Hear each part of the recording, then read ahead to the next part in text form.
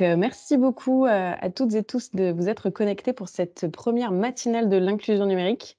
Alors, je me présente, je suis Audrey Pépin, je travaille pour, La Mêlée qui porte le hub Rhinoc, donc vous voyez le logo en bas. Rhinoc, c'est le réseau et hub pour l'inclusion numérique en Occitanie. Ah j'en Il faudrait couper les micros, Cassandra, si tu peux, merci beaucoup. Hem, c'est bon? C'est bon. Et du coup, nous travaillons activement avec, tous les acteurs, de l'inclusion numérique en Occitanie, à, diffuser et promouvoir, toutes les actions en lien avec, l'inclusion numérique et ces matinales sont, proposées dans ce cadre-là. Donc il s'agit de webinaires que vous retrouverez, 1 fois par mois sur une thématique pour, mettre en avant, des acteurs de terrain qui travaillent activement, sur ce sujet-là. Alors avant de commencer, je tiens à préciser que cette session est enregistrée. Alors si vous ne souhaitez pas apparaître sur le replay, vous pouvez, tout simplement, couper votre vidéo. Je vous invite aussi à couper votre micro, sinon, Cassandra s'en occupera parce que, ça fait des petites interférences. Si vous avez des questions, n'hésitez pas à les poser sur le chat. On les récupérera, pour, les passer à nos intervenantes et on va tout de suite démarrer avec, notre première thématique, de ces matinales qui est l'inclusion numérique et les femmes. Alors j'ai rappelé, quelques chiffres que vous connaissez sans doute, mais l'inclusion numérique, c'est aujourd'hui 13 millions de personnes qui sont, éloignées, des usages du numérique. C'est également 40 millions qui ne sont pas complètement autonomes avec, le numérique et avec ses usages. Donc il y a un sujet vraiment et on en est tous conscients et parmi ces publics-là, eh bien les femmes, sont malheureusement souvent éloignées, des formations et des métiers, du numérique. C'est effectivement pas des filières qui, aujourd'hui sont très, pourvues, par, les femmes, ni des métiers qui sont occupés par les femmes et donc on constate aujourd'hui qu'il y a moins de 30 des postes dans le numérique qui sont, aujourd'hui occupés par des femmes et pour l'entrepreneuriat, c'est pareil, c'est, très rarement des femmes qui, portent, des entreprises donc il y a vraiment, un sujet, autour de ça et heureusement, en Occitanie et pas que, mais aujourd'hui, on va vraiment, se focaliser sur ce territoire-là. Il y a des acteurs, qui s'engagent, sur ce sujet-là. Ils sont nombreux et aujourd'hui, pour en parler, nous avons avec nous, 3 intervenantes que je vais laisser se présenter juste après et qui vont pouvoir, nous expliquer un petit peu leur vision et comment elles travaillent, elles, au quotidien. Alors en plus, je n'ai que des femmes sur, comment favoriser en fait, l'accès au numérique pour les femmes. Qu'est-ce qu'elles font comme initiative? Qu'est-ce qu'elles mènent, de front? Comment elles travaillent? Et on aura un petit peu, voilà, cette vision pour, voir et entrevoir des initiatives, qui sont, soit portées, par des associations, soit par des grosses structures, soit dans des logiques aussi de partenariat. Voilà, comment ça se fait, complètement. Donc je vais laisser, se présenter, on va faire, dans l'ordre, qui apparaît. Donc Nolwenn, je te laisse la parole si tu veux, juste te présenter en 2 phrases. Oui. Alors, bonjour à tous. Donc, je fais partie de l'association Reconnect. Donc, c'est une association qui a pour mission de favoriser l'inclusion sociale, des publics démunis grâce à l'utilisation, des nouvelles technologies et qui est engagée dans la lutte, contre la fracture numérique. Donc, sur le territoire, je développe et j'anime des ateliers de médiation numérique, donc auprès des publics les plus précaires et à côté de ça, l'autre partie de mon poste consiste à coordonner, en fait, 6 conseillers numériques qui font partie de notre programme Boost et donc de les accompagner dans la mise en œuvre de leurs actions, de rechercher des partenariats et aussi de mesurer l'impact, du dispositif sur le territoire. Voilà. Super. Valérie, je te laisse aussi, te présenter. Bonjour à toutes et tous. Alors, je suis Valérie Letard, je suis gérante de la coopérative La Compagnie du Code. Donc, c'est une coopérative d'éducation et de formation à la pensée informatique. On a un périmètre régional, donc on intervient sur toute l'Occitanie. Et on va dire qu'effectivement, on a deux grands axes. Premier, c'est qu'on intervient auprès des publics qui viennent vers nous. Voilà, donc là, c'est plus direct, on va dire. Et la deuxième grosse partie de l'activité, c'est d'accompagner des publics de nos partenaires sur tous les territoires de l'Occitanie, notamment dans les quartiers prioritaires, dans les zones rurales ou auprès des établissements scolaires, tout type d'établissements scolaires. Voilà. Actuellement, on est une dizaine de salariés, une quarantaine depuis cette semaine sociétaire. Donc, c'est la particularité d'une coopérative. Et on a derrière une centaine de facilitateurs. Ce qu'on appelle les facilitateurs, ce sont des informaticiens qui vont venir en soutien bénévolement sur des actions, des événements publics. Voilà. Super, merci pour le tour d'horizon. Avec plaisir. Sylvie, je te laisse la parole pour te présenter. Merci beaucoup. Donc j'espère que vous m'entendez bien, qu'il n'y a pas d'écho de mon côté. Très bien. Alors, donc moi je suis Sylvie Mélin-Saint-Jean et je représente la fondation Orange pour la région Occitanie. Donc cette fondation Orange a été créée en 1987. C'est une fondation d'entreprise et depuis les années 2010-2011, elle est résolument tournée vers l'inclusion numérique. Donc là, aujourd'hui, le sujet, c'est l'inclusion des femmes qui sont éloignées de l'emploi, mais nous avons aussi un axe dédié aux jeunes qui sont également éloignés de l'emploi. Nous avons un axe dédié à l'autisme et un axe donc musique vocale. Donc pour vous expliquer comment nous fonctionnons, nous travaillons essentiellement avec des appels à projets, c'est-à-dire lorsqu'une association, puisque nous travaillons qu'avec les associations, souhaite déposer une demande de soutien, celle-ci le fait uniquement à travers un lien Internet qui se trouve sur le site de la fondation orange.com. Donc voilà pour ce qui me concerne. Super. Alors maintenant, on va pouvoir un peu rentrer dans le vif du sujet et avoir un petit peu un décryptage des actions concrètes qui sont faites, en faveur des femmes. Donc je vais commencer par toi, Nolwenn. En travaillant chez Reconnect, est-ce que tu peux nous parler des actions, que tu mènes, ou que vous menez au sein de Reconnect à destination des femmes en situation de vulnérabilité, pardon?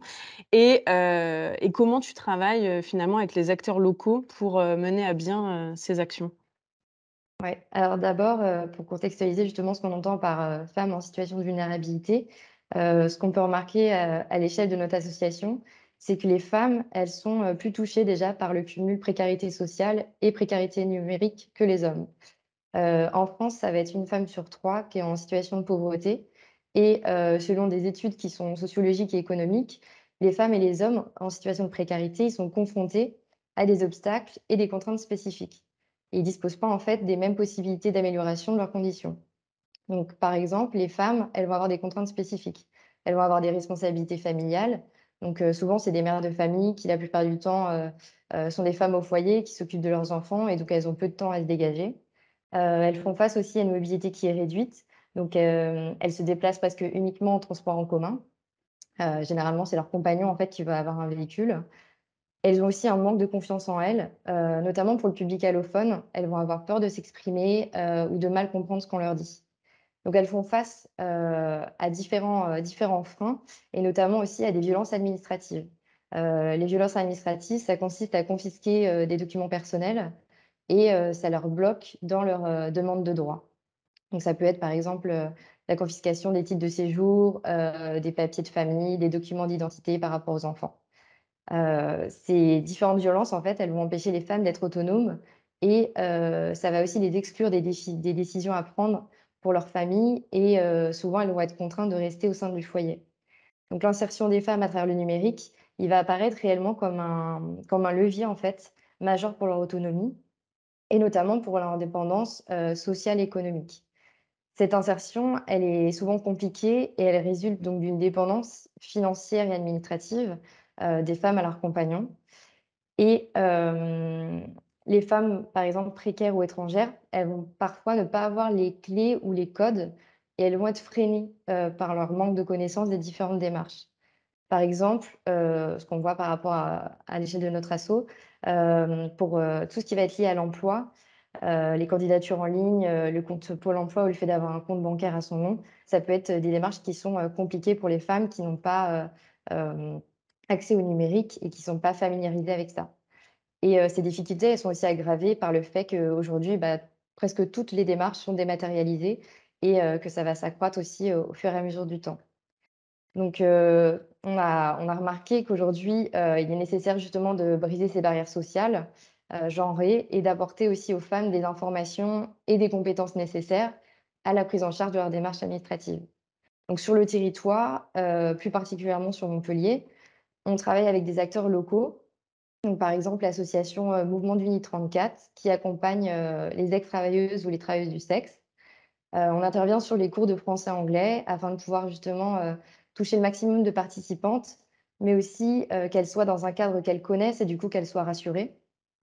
Dans un premier temps, on va plutôt en fait avoir un discours, de sensibilisation, afin de faire prendre conscience en fait aux femmes que le numérique peut les aider dans leur autonomisation.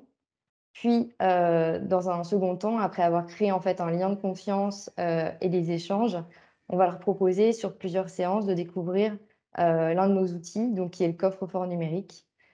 Cet outil-là, le coffre-fort numérique, il va contribuer à un meilleur accès aux droits des femmes en situation de précarité, puisqu'il va permettre dans un premier temps, en fait, tout ce qui va être sécurisation de leurs données, la sécurisation des mots de passe, d'avoir un meilleur échange aussi avec leurs structures sociales et d'avoir surtout pour finalité de lutter contre, le non-recours aux droits.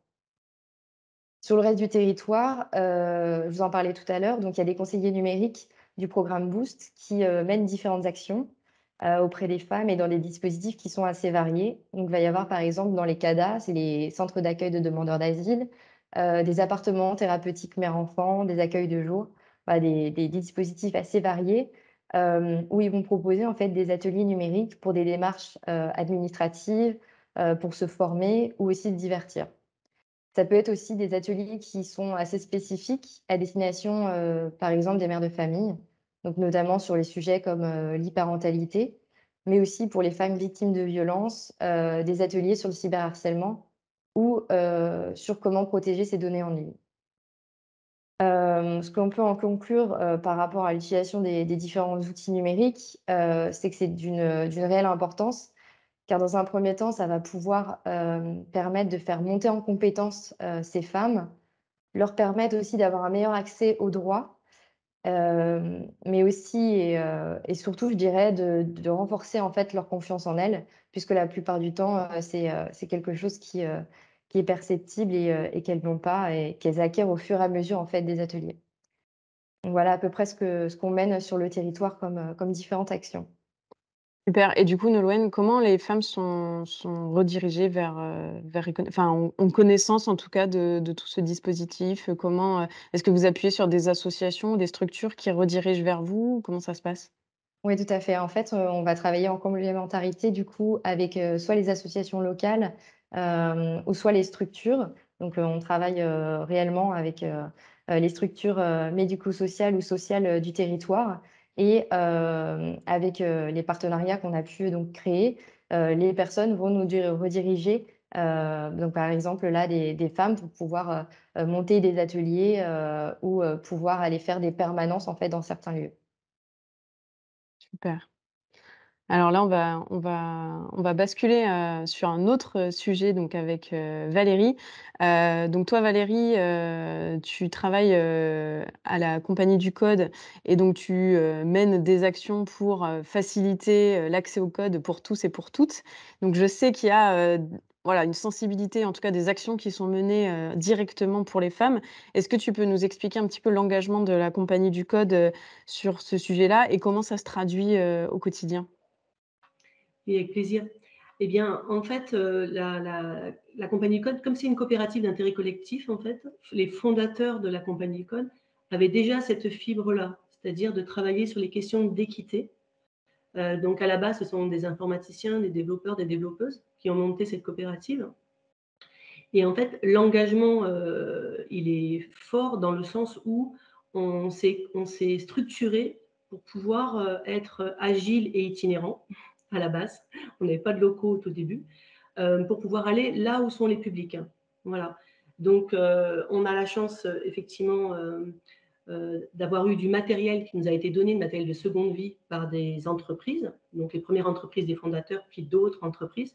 Et donc, on part sur les territoires, dans les quartiers prioritaires, dans les zones rurales, pour aller mener des ateliers.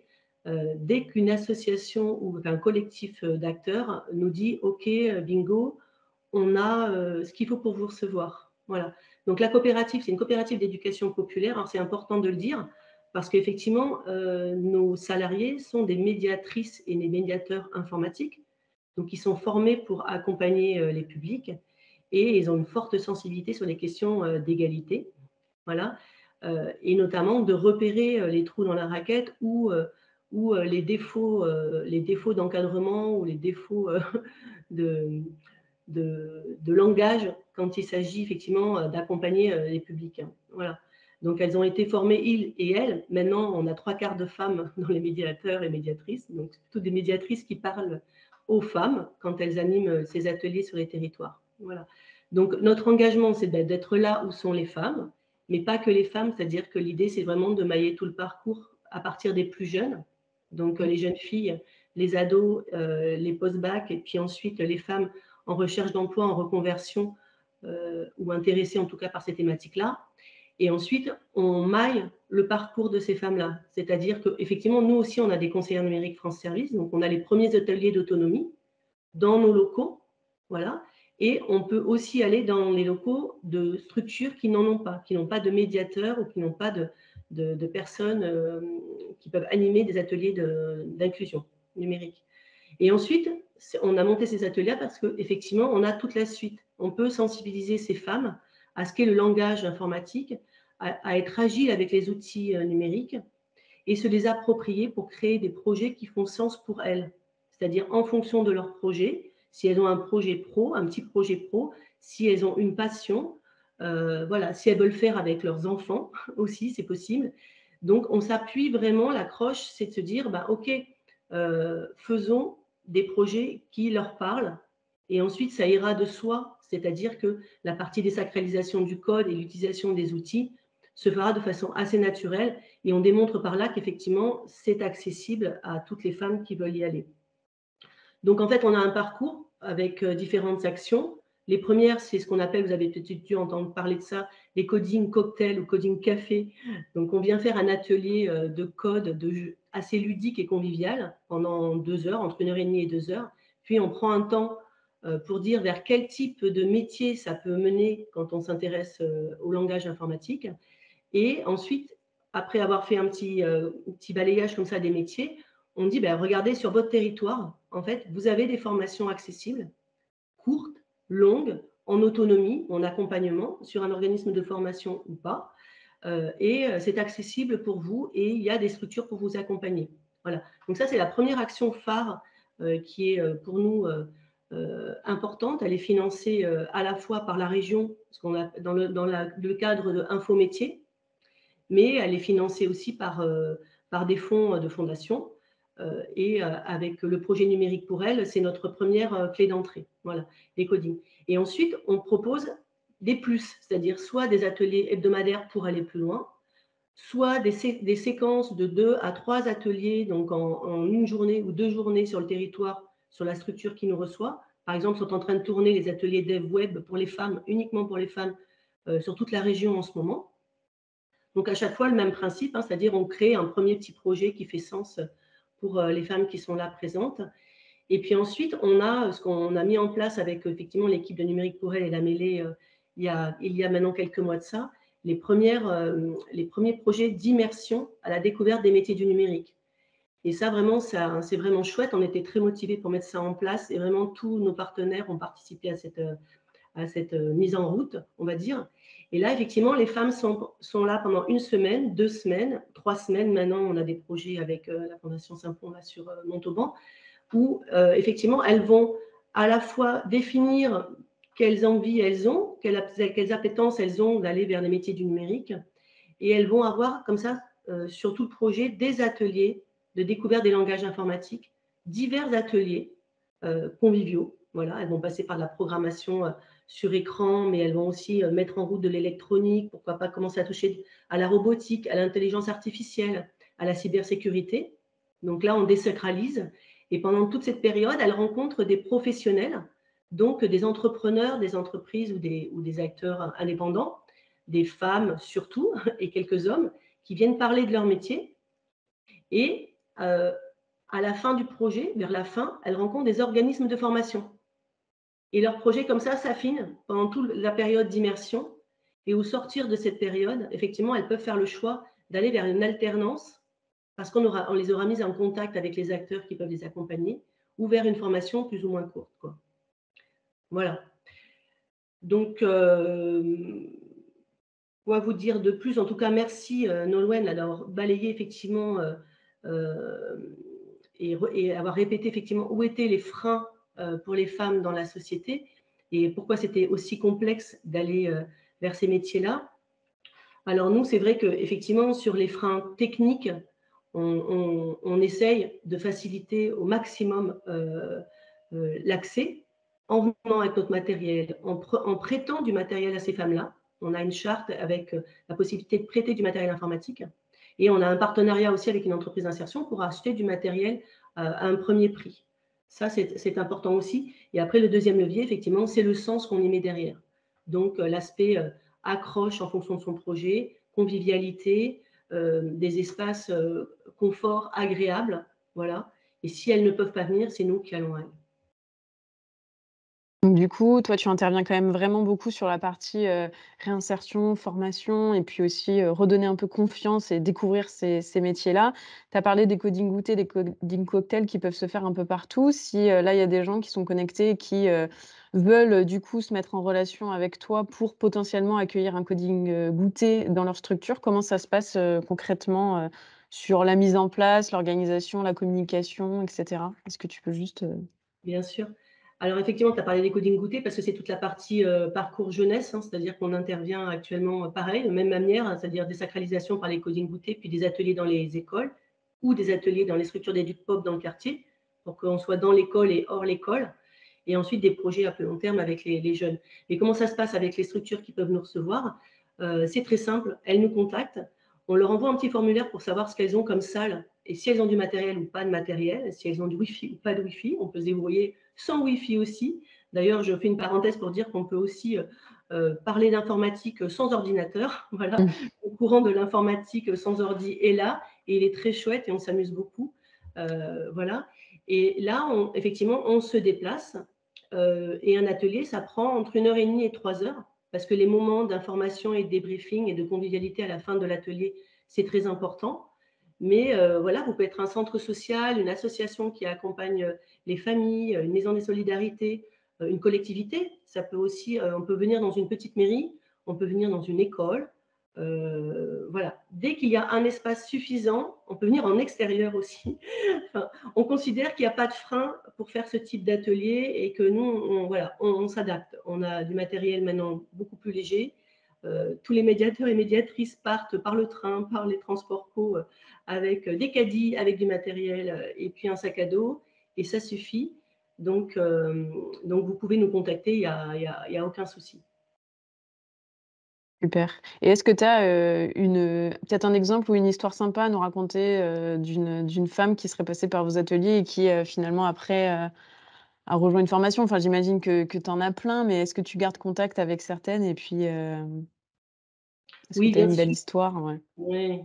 Oui, oui, oui, ben, on a des chouettes histoires parce qu'en fait, pendant ces semaines immersives surtout là, il y a des complicités qui se créent entre femmes. Pourtant, elles viennent de vraiment d'environnements et de contextes très différents. Alors, est-ce que c'est parce qu'effectivement ça se passe entre femmes aussi? Donc ça crée, un lien, particulier. Mais, oui, on a des femmes qui sont sorties de ces semaines d'immersion en disant: «Mais en fait, moi, j'aimais le social, j'avais une appétence pour le numérique, mais alors maintenant, je découvre qu'effectivement, les métiers de médiatrice, numérique ou de conseillère numérique France Service, c'est en place, et apparemment, il y a des structures qui en demandent. Ben, moi, je suis à fond, ça y est, je pense que j'ai trouvé, ma voie». Et ensuite, quand les OF, surtout les organismes de formation, vous savez, qui font des projets type SAS, un peu plus courts, en amont des formations, je pense à Simplon, mais il n'y a pas que Simplon, hein, Webforce 3, l'AFPA, voilà, qui ont des projets comme les hackeuses de Simplon ou comme les projets qu'ils ont en ce moment avec les fonds d'Apple aussi, plus courts et que pour les femmes. Et ben ça, effectivement, on a eu à la sortie de ces semaines immersives des inscriptions directes derrière et ça a pu concrétiser un parcours de formation pour ces femmes-là très rapidement. Voilà. Et ensuite, on a des femmes, bah, elles sont passées par ces temps-là et où elles sont venues avec leurs enfants et elles reviennent maintenant sur des coding goûters ou des coding cocktails ou café sur leur territoire, donner un coup de main et elles deviennent facilitatrices. Voilà. Donc ça, c'est des petites pépites pour nous, forcément, quoi. Voilà. Et après, vous dire juste entre parenthèses que c'est des actions gratuites parce que financer effectivement les coding goûters, en ce moment, sont financés à la fois par la région, à la fois par la Fondation Blaise Pascal, sur un appel à projet, la numérique inclusif, numérique éducatif, sur lequel on a répondu en consortium. Super. Il y a quelqu'un qui demande dans le chat si, enfin, vous vous déplacez, partout en Occitanie ou pas? Partout, Mmh. de Perpignan à Mende, de voilà. On était hier à Auch et Condom. Partout, partout, partout, dès qu'il y a une volonté d'y aller, c'est le seul moyen de passer à l'échelle. Après, vous dire qu'en fait, pour passer à l'échelle, on s'appuie sur toutes ces petites structures et tout sur les médiateurs qui sont dans les territoires. Et on demande aux structures, est-ce que vous n'avez pas quelqu'un qui a un peu d'appétence sur ces questions numériques? Il fait l'animation avec nous et si vous voulez, on lui laissera les ressources et on l'accompagnera à refaire cette animation de coding dans un deuxième temps. Donc maintenant, systématiquement, on a une personne avec l'animateur qui est là sur la structure. Super, ouais, il y a toute une partie ingénierie pédagogique pour, diffuser après les méthodologies, quoi. Voilà, c'est ça. Super, bah, merci beaucoup Valérie. On va passer maintenant à Sylvie. Hop, je te mets en évidence. Donc Sylvie, toi tu interviens, au sein de la fondation Orange, et sur un sujet un peu similaire, j'ai l'impression, qui est aussi d'encourager, les femmes à apprendre les bases du numérique, notamment grâce au programme, des maisons digitales. Est-ce que tu peux nous en dire un peu plus? Quelle est l'ambition de ce programme? Comment ça fonctionne? Alors, donc, ce programme est destiné, donc aux associations, puisque nous travaillons exclusivement à la bulle aux associations et on leur met le pied à l'étrier à ces associations qui sont tournées vers les femmes qui sont chahutées par la vie au quotidien, ou elles sont éloignées de l'emploi, ou elles sont isolées pour différentes raisons que ce soit. Nous travaillons, par exemple, principalement avec le Centre d'information des droits des femmes et des familles, mais pas que. Du côté de Nîmes, nous travaillons avec une association qui s'appelle Feu Vert ou Passéo. Ça peut être des associations de quartiers, de femmes qui sont isolées. Et nous, notre objectif, c'est de venir à côté des associations pour leur permettre de mieux s'inclure et exister dans notre société à travers le numérique. Donc, comme je le disais aussi tout à l'heure, donc ce sont des associations qui déposent une demande de soutien auprès de la Fondation pour devenir maison digitale. Une maison digitale, c'est simplement un espace, un lieu au sein d'une association où la fondation va avoir apporté un soutien financier pour acheter du matériel. Euh, alors ça, c'était au départ, hein, puisque cet axe-là n'existe que depuis 2016. Et maintenant, on est en capacité d'apporter un soutien pour apporter, les formations. Le matériel, on voit que maintenant, ça commence à être un peu suffisant, hein, pour les associations que nous avons soutenues, et donc la Sylvie, formation. Alors est-ce que quand on est-ce que tu dit est-ce que tu formation, ce sont des formations basiques. est-ce que tu peux couper ta caméra parce que c'est un peu saccadé? Ouais, je coupe ma caméra. Mmh. Merci. OK. Donc là, ça devrait être mieux. Ça devrait être mieux. Donc, quand je parle de formation, ce sont des formations basiques. Ce sont des formations Word, Excel, PowerPoint. Ça peut être aide à la rédaction de CV, par exemple. En tout cas, nous sommes vraiment sur une population la plus éloignée de l'emploi et vraiment chahutée par la vie au quotidien. Donc, le numérique reste, j'ai envie de dire, une excuse, mais c'est un premier pas parce qu'aujourd'hui en France, comme vous l'avez dit, tout est dématérialisé. Donc si elles ne peuvent pas et si elles ne savent pas, comment produire des documents, eh bien ça va devenir vite compliqué. C'est-à-dire qu'on va rajouter un isolement à l'isolement, et ce n'est pas du tout, l'objectif. Notre objectif, c'est vraiment d'aider les associations qui sont tournées vers ces femmes pour, Oui, pour les rassurer dans leur vie, quand on a été, chahuté, eh bien, on a besoin de reprendre confiance à différents niveaux, à différents titres, hein. Encore une fois, le numérique est vraiment, un outil, puisque ces femmes qui sont chahutées, elles ont vraiment besoin de reprendre confiance en elles. Elles ont besoin de se retrouver. Avec ce qui s'est passé, récemment avec la pandémie, on a vu, émerger, et se renforcer l'isolement, de ces femmes, avec d'autres difficultés, qui sont apparues. Donc voilà, moi je n'ai pas, comme Valérie, hem, ou Nolwenn vraiment des situations, très concrètes puisque nous passerons toujours avec les associations. Mais ceci étant, on travaille sur du long terme. Quand on soutient une maison digitale et bon, les centres d'information des droits des femmes et des familles qui en font la demande, ce n'est pas juste une seule fois. On s'inscrit sur la durée puisqu'on ne peut pas les lâcher comme ça. Et qu'est-ce que nous nous apercevons là aujourd'hui? C'est que, eh bien, le matériel numérique se tourne exclusivement vers les téléphones. Les tablettes, et les ordinateurs, bah, commencent à être un peu, passés de mode, hein, si je peux m'exprimer de cette façon-là. Et donc, beaucoup font, leur démarche à travers le téléphone. Alors un téléphone, et un peu, mais en tout cas, on voit apparaître d'autres demandes, là aujourd'hui qui ne sont plus enfin d'autres demandes, d'autres formations qui ne sont plus exclusivement à travers l'ordinateur ou une tablette. Donc, pour la région Occitanie, nous avons 10 maisons digitales, qui sont identifiées et depuis 2016, c'est environ 190 000 € qui ont été donnés à ces structures associatives. Et quand, on est maison digitale reconnue, par la Fondation Orange, on a la possibilité, de postuler à quelque chose qui s'appelle les coups de cœur. Le coup de cœur, c'est quoi? C'est destiné aux associations, bien évidemment, qui sont maisons digitales et elles ont dans leur panel de femmes, une femme qui aurait besoin d'un coup de pouce supplémentaire, peut-être pour créer son entreprise. Eh bien là, nous pouvons intervenir également. Donc, ces associations, déposent, là également une demande de soutien, vers les coups de cœur et là, on peut intervenir pour les aider à créer leur entreprise. On vient en lien, encore une fois, avec le tissu associatif. Voilà. Donc je ne sais pas si j'ai répondu, aux questions, Audrey, mais je suis, Si, tout à ton si, écoute. totalement et du coup, est-ce que vous avez un objectif à la fondation d'atteindre, un certain nombre de maisons, digitales sur l'Occitanie ou est-ce qu'il y a peut-être des départements qui sont aujourd'hui, plus pourvus que d'autres?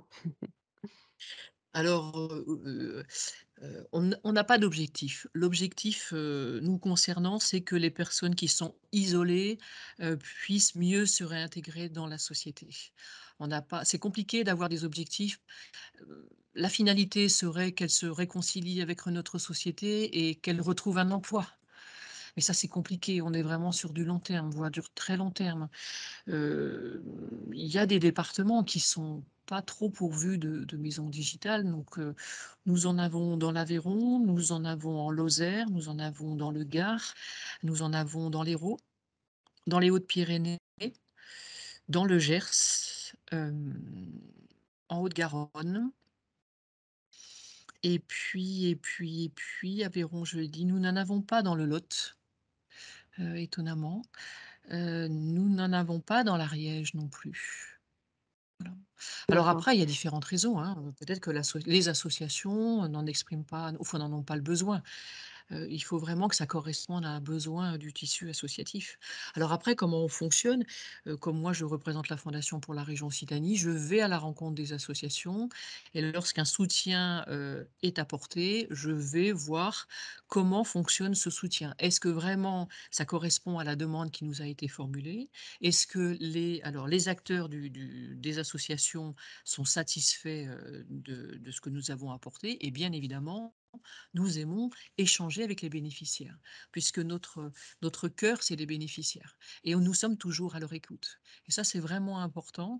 Donc, je me déplace régulièrement. Alors, pendant un an et demi, ça a été un peu compliqué, hein, mais comme je suis sur le poste depuis plusieurs années, le réseau est présent en ce qui concerne. Donc, j'ai pu travailler à distance et on travaille en bonne harmonie. C'est-à-dire qu'on nous sommes à l'écoute du tissu associatif et de ces femmes qui sont là et qui vont exprimer des besoins. Donc vous l'avez entendu, nous allons peut-être devoir, heu, nous orienter, enfin différemment, faire évoluer, les propositions que nous faisons, mais en tout cas, nous sommes là pour le tissu associatif et là, en l'occurrence, pour ces femmes qui nous font toujours des bons retours, en tout cas.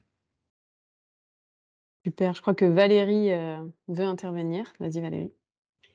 Oui, Sylvie, tu as raison. Effectivement, quand tu disais que maintenant, ces femmes-là, elles sont beaucoup plus axées sur le matériel, enfin téléphonie. C'est-à-dire, tu disais les ordinateurs sont passés de mode, hein. C'est vrai que partout où on va sur les territoires, en fonction du public, heu, il faut avoir effectivement cette capacité d'adaptation. C'est-à-dire qu'en fait, parfois, on est sur des lycées, pro avec, les enseignants et au lieu de travailler avec, les ordinateurs, on travaille directement avec les téléphones des jeunes. C'est-à-dire qu'on travaille à l'agilité, c'est-à-dire à comprendre comment fonctionne le téléphone, à mettre des points de vigilance sur son mode de fonctionnement et du coup, la partie code se fait aussi avec le téléphone. C'est-à-dire on va faire de la programmation d'applications utilisables sur les téléphones et ça, effectivement, c'est important effectivement de pouvoir s'adapter à la techno et que le techno, c'est un outil, de bien rappeler qu'effectivement cette agilité, elle est au service du projet, ou de, lever les freins en direction des publics pour qu'ils puissent, hem, agir et faire ce qu'ils ont à faire effectivement de façon administrative ou professionnelle, quoi. Mmh.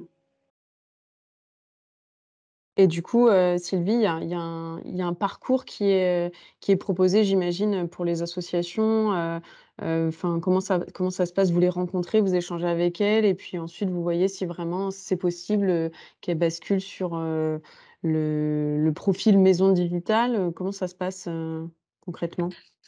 Alors les dossiers, sont déposés en ligne et dans ce dossier, le projet, nous est présenté. C'est-à-dire, qu'on va nous indiquer, le nombre de formations qu'il va y avoir par semaine, le nombre de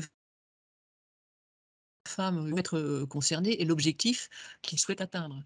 Mais en général, les associations m'appellent, pour échanger ensemble et je les aide, à déposer une demande et surtout à les sensibiliser à raconter une histoire, parce que c'est ce qui va nous intéresser. On voit aujourd'hui les différentes structures quand elles déposent une demande de soutien, parfois ce sont des dossiers assez, rébarbatifs à déposer et c'est pas intéressant. Alors, je crois que j'ai envie de dire à double titre, hein. C'est pas intéressant pour la personne qui dépose et c'est pas intéressant pour la personne qui va lire le dossier. Moi, ce que j'aime, c'est raconter l'histoire. Quand on raconte une histoire, d'une association, qui accueille, des femmes, elle va nous expliquer de là où elle est, ou là où elle démarre et là où elle veut aller. On aime bien savoir, connaître l'historique d'une association. Alors c'est peut-être moins vrai pour les CIDFF parce que c'est une grosse structure, mais des associations, de femmes, qui sont, en ruralité, on aime bien connaître leur histoire, comment elles se sont construites, d'où viennent les femmes, la population et cetera et cetera. Ça va nous intéresser. Donc quand on m'appelle, je leur demande, toujours de réfléchir à un parcours d'inclusion numérique. Puisque, ce sont des professionnels, hein, qui s'adressent à moi. En général, les associations, ce ne sont pas que des bénévoles, il y a aussi, des personnes qui y travaillent à temps plein. Donc du coup, on échange ensemble. J'essaie de les aider au mieux, de les orienter au mieux, puisque l'objectif, malgré tout, c'est d'aider un plus grand nombre d'associations sur le territoire de la région Occitanie. J'ai pas une enveloppe, définie, par Paris qui va dire: «Sylvie, voilà, tu as 50 000 € ou 60 000 € par an pour les maisons digitales.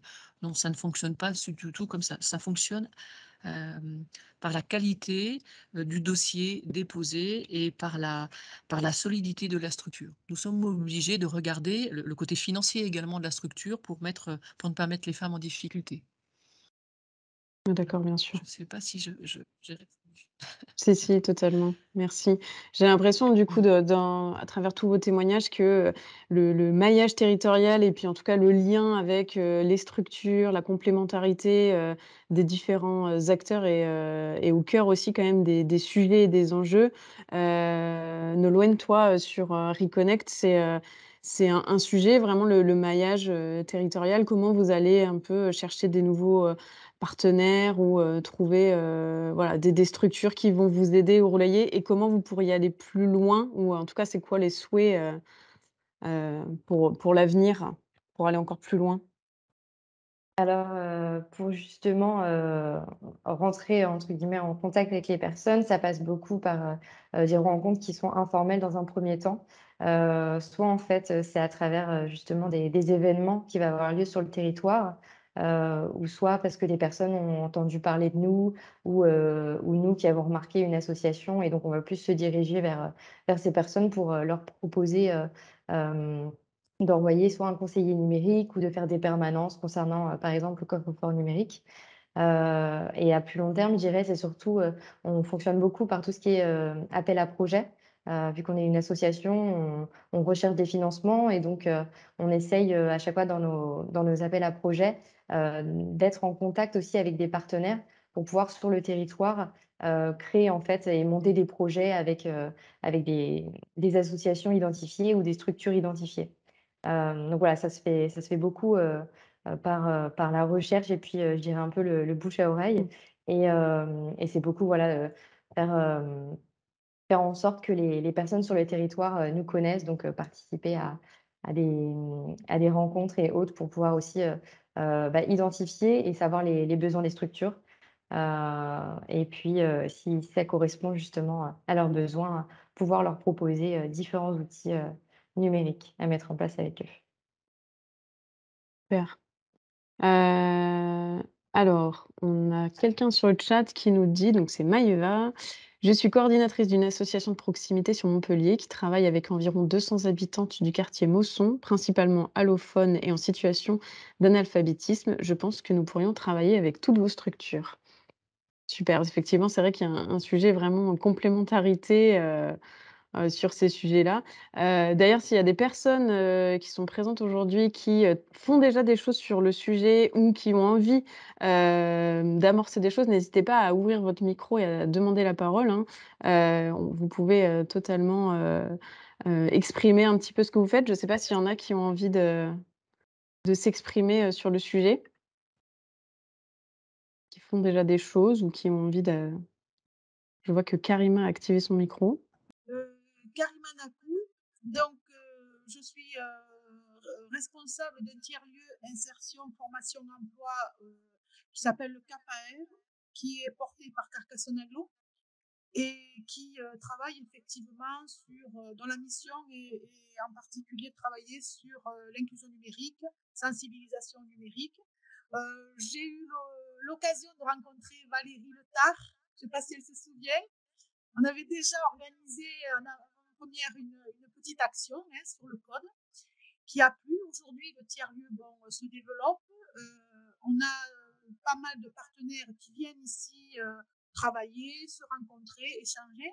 Donc, moi, la plus-value que je peux apporter, c'est le réseau de partenaires, qu'ils soient institutionnels comme associatifs ou organismes de formation. Voilà. Donc, la question de l'inclusion numérique sur les femmes se pose. Sur Carcassonne en particulier, pratiquement toutes les associations ont un conseiller, un médiateur, développent des actions. Donc, c'est un petit peu, on va dire que la réponse est à peu près apportée. Si ce n'est que je pense qu'il y a un travail de coordination et d'organisation de ces besoins pour mesurer un peu mieux le besoin, voilà, des femmes.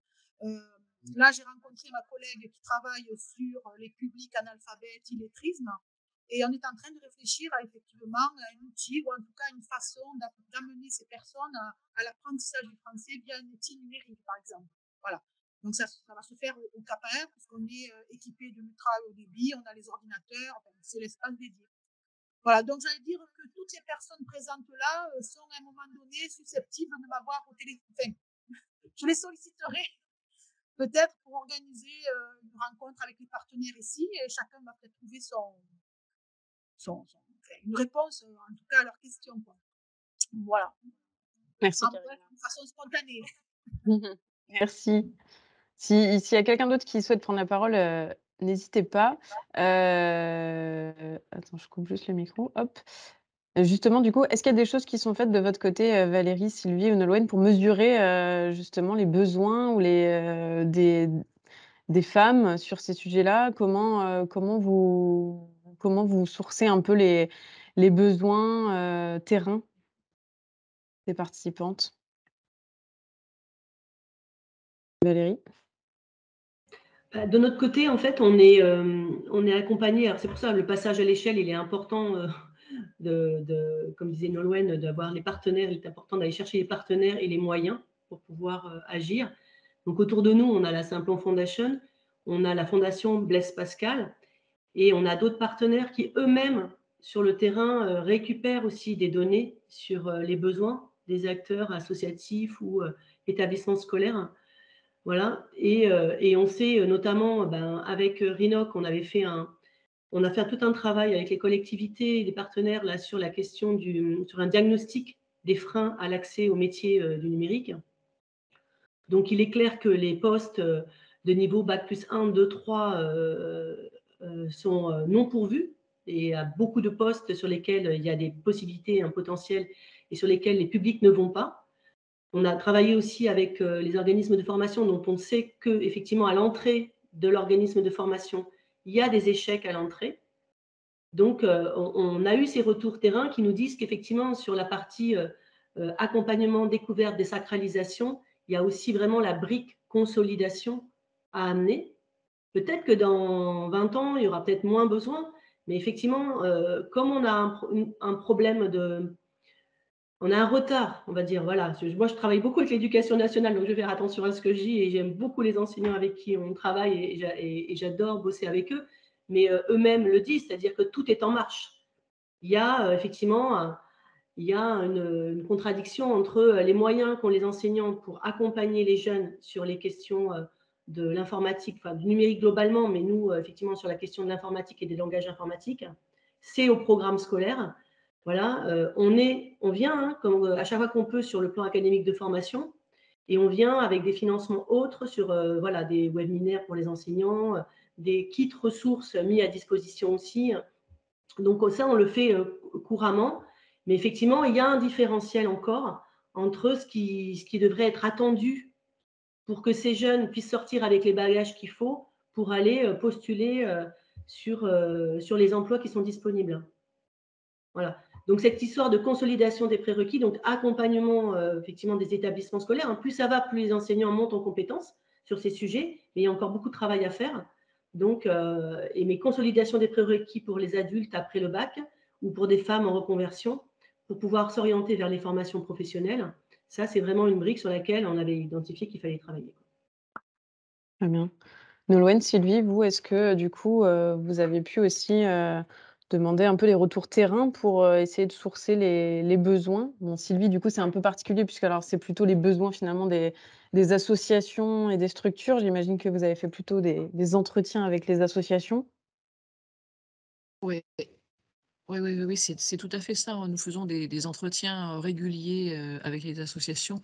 J'en ai parlé tout à l'heure, hein, c'est pour ça qu'on s'est rendu compte que les tablettes ou les ordinateurs, eh bien, nous devons, évoluer vers autre chose, hein, puisque la demande n'est plus là.